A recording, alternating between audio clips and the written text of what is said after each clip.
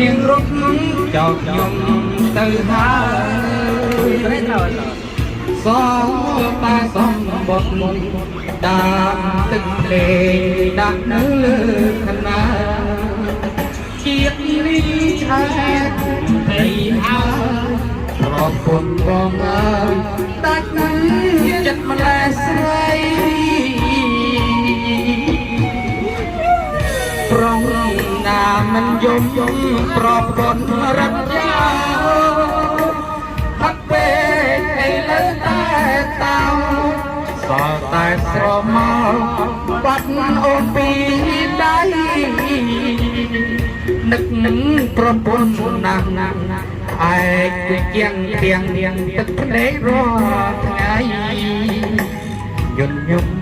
កុំស្លើយអីវិលវិញមកថ្លៃប្តីនឹងកាយគឺនោះ